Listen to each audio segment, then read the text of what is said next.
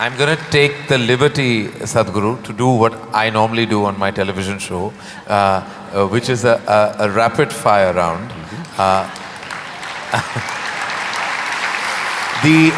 Normally the end of this round… When I was young, I watched a lot of, Wild West movies. Right. So when you fire, I also fire, all right? No, but no, I promise you, this is not that kind of… You're not in my line of fire at all. I will not take the liberty of being that person. These are just quick questions which when I ask for one word, you have to stick to that. Because sometimes you have a tendency of not exactly answering the question asked. But you give such a profound and prolific retort back that it makes you very satiated. But in this case, my only request is that if it's one word, then it's just one word. Okay. And the end of this, normally, you get a hamper, but in the absence of a hamper here, you already have something, right? Yes. So, or this beautiful bouquet that is right next to you. But so there's no hamper, but you will get my utmost gratitude. Thank you. All right, very simply, what is the one thing that is essential to living a balanced life? Sense.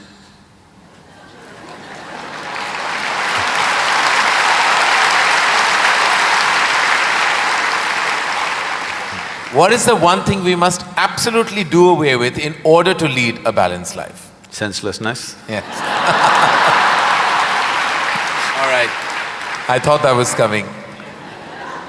First thing that comes to your mind when I say the following. The first thing, organized religion. Madness. Marriage. Cohabitation. Competition. Stupid. Money. Useful. Love.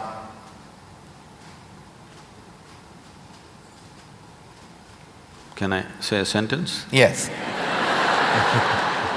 I will allow that. Most beautiful, but unfortunately crippling for most people. If I can little elaborate that, see, if something unpleasant cripples you, something nasty cripples you, it's acceptable. When something beautiful cripples you, it's a true disaster.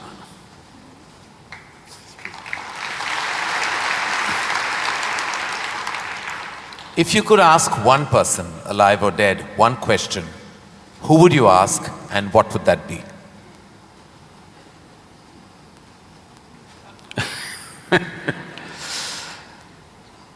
I really sorted out all my questions because I did not spend time educating myself or doing anything. I spent my entire life sorting out every damn question I had.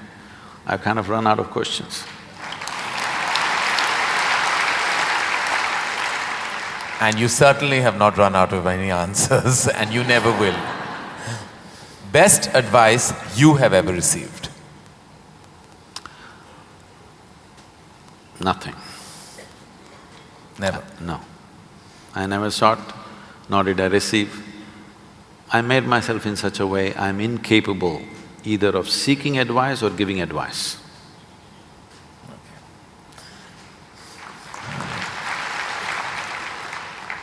In an imaginary, completely hypothetical situation, if you had a day off with no commitments, no responsibilities, what would you spend the day doing? Oh, there are a lot of things, this can't be one word. No, it's not one word. See, I have an indiscriminate sense of passion towards everything.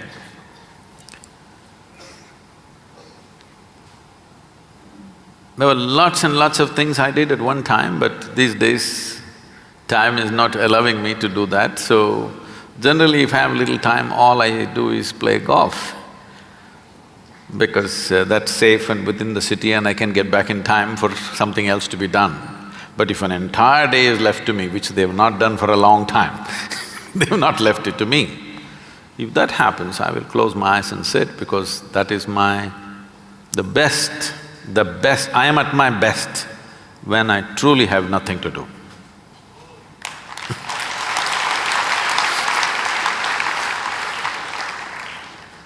What is one thing you'd like people to remember about you at the end of your life? They must live so wonderfully that they don't even remember me.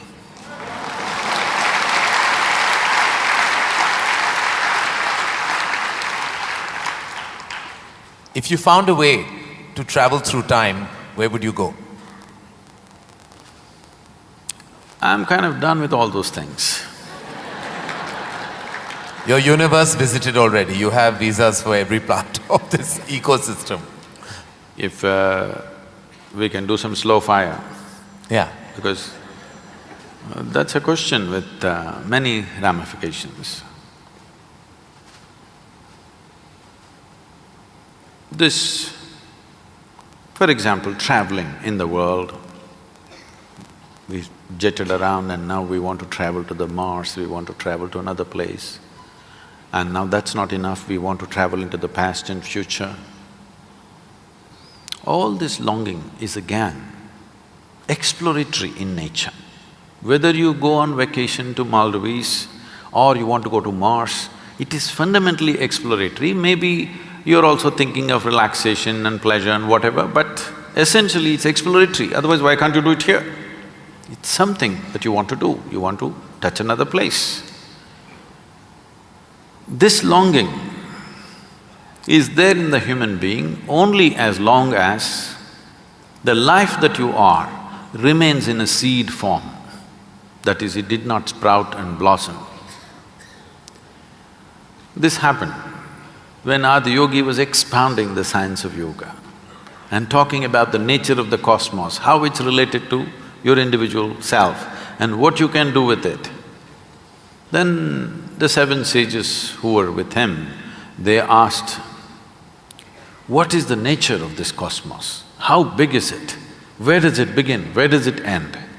So he laughed and said, your entire cosmos, I can pack it into a mustard seed. Because your ideas of time and space are essentially because you're living within the framework of your intellect. If you cross that dimension, then there is no such thing as time and space. Everything is here and now. So, traveling through time, space, no, it means nothing to me because it's difficult to express, difficult to articulate. If I sound little… I have a reputation of being very logical, but if I sound illogical or silly to you, you can blame it on my jet lag. I just come from United States after 6 weeks, so you can say, maybe he was jet lagged, that's why Sadhguru is saying something silly. But I'm fine. I'm saying this because you can't fit the universe into your silly little logic. Today's human being is too overly enamored with their own logic that they're missing the entire life. The gamut of phenomena that's happening in the existence is missed because the only way you can accept anything is it has to fit in to the square hole of your logic. Anything that doesn't fit into your logic, you will reject. In this, you rejected the entire cosmos. In this, you have rejected the magic of life. You have become a slave of logic and completely missing the magic of life. So, this time, space, all this stuff is because intellectually you're trying to dissect the universe and try to understand this. Tell me, if you sit here, suppose you're very joyful, do you see, you will not know how the day passed off. And if you're depressed, do you see the day won't pass? So time is a consequence of the miserable nature of human existence. If you are truly blissed out and ecstatic, you wouldn't know what is a day, what is a year, what is a lifetime, you wouldn't know. There have been times I sat down, I didn't realize, I thought it's 5 minutes, but people gathered around and started molesting my feet. Well, because in their understanding, I sat there for many days or whatever. This idea of time and space is a very convoluted idea simply because people are stuck in the framework of their logic. My work, my fundamental work is to take people beyond the framework of logic into the true magic of existence, our own existence. But it takes a lot of time. Still, my reputation is of being very logically correct because I'm still trying to woo them still wooing them, you know. For the real thing to happen, they will take a long time, unfortunately, because they have become such slaves of their logic. What is the first thing you notice when you meet a person? Just everything. Everything. Everything. Past, present and future.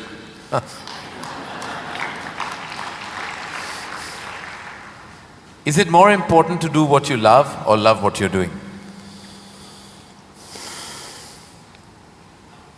One word or more? The choice is entirely yours. See, if you are an intelligent person, you will try to do what you love most. But if you're a genius, you will do just what is needed.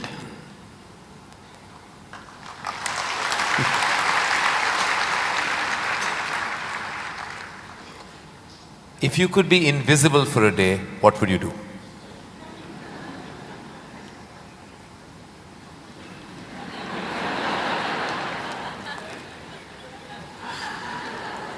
You wouldn't know?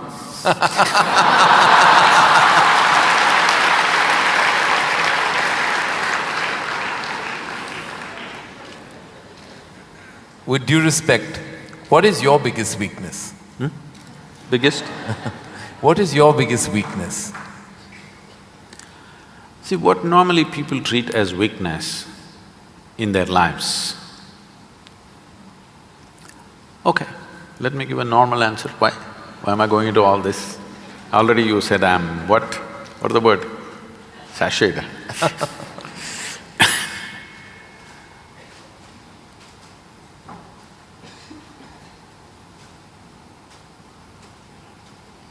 My biggest weakness is, I love danger.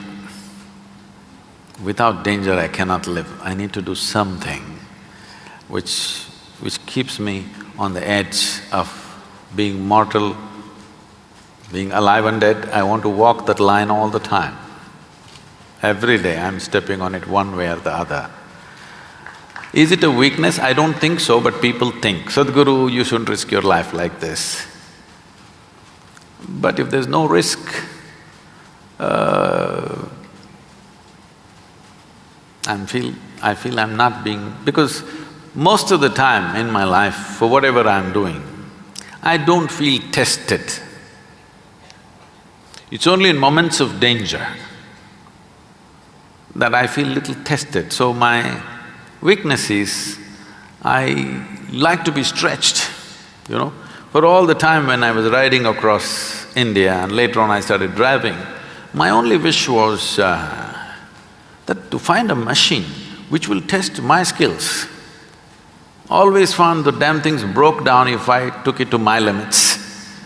These days recently I'm beginning to get to do a few machines which are testing me, whether I can push it all the way or not.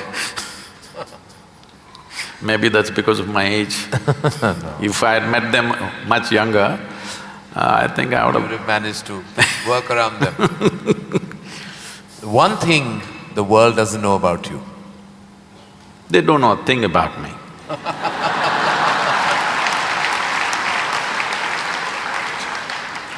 That's a fact. And the one thing you wish you could change about yourself? Oh, I never looked at that. I could speak Hindi. No, I'm sorry, Marathi.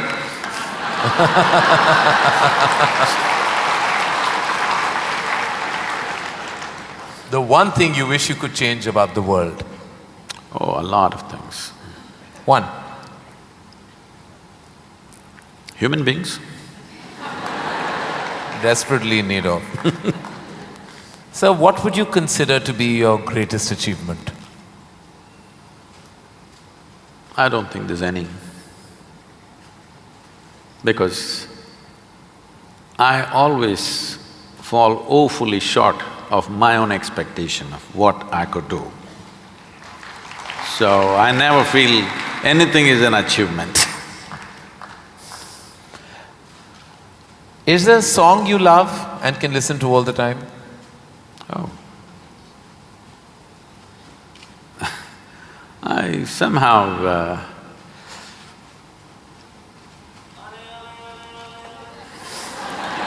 nah. Probably because this came to me at a certain time when I was in my early teens maybe. So this one song kind of comes back to me more often than anything else. It's not that I even seek it, but somehow one way or the other this song keeps coming back to me.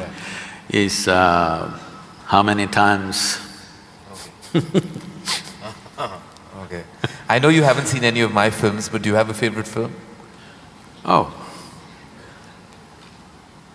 I've seen many good movies. At one time I saw a lot of them. I've not seen much of Indian cinema, but I saw a lot of, English cinema. But one movie that I thoroughly enjoyed at that time, because on that day the way things happened, many life situations fell together and everything, was Roman Holiday. Oh, well, I have to say that that's the first film I've ever seen in my life. My mother took me to the cinema. Here we are. It is true. Roman Holiday is the first film I ever saw. It was my introduction to the big screen. I'm glad I have something in common with you. That image of Audrey and Gregory Peck is somehow just stayed with me. Wonderful. It was probably my age. Yeah. Oh, it must have been. Something you enjoy doing and wish you had more time for? I wish I had more time, because I made myself like this, that there is nothing that I enjoy or do not enjoy. I make sure I enjoy everything that I do, including simply sitting quietly or talking to somebody or doing whatever, because my activity is not limited to one area, so many things. If you did not enjoy everything that you do and do not do, you will go insane trying to manage so many things. But I will not go insane, because I enjoy being alive. Activities, anything is okay. Everything I do, I enjoy. Small things, big things, every kind of thing. Most profound things and silly things, I enjoy thoroughly. Should us all. Lastly, in a biopic made on you, who would play you? But who would make a biopic first of all? No, there would be lots of interested people. Maybe you should animate. I don't think you would want that. Well, that is the end of the rapid fire, and you totally deserve the hamper that doesn't exist on this platform. But it's a virtual hamper that I've given to you with my love, gratitude and deepest amount of respect. Thank you.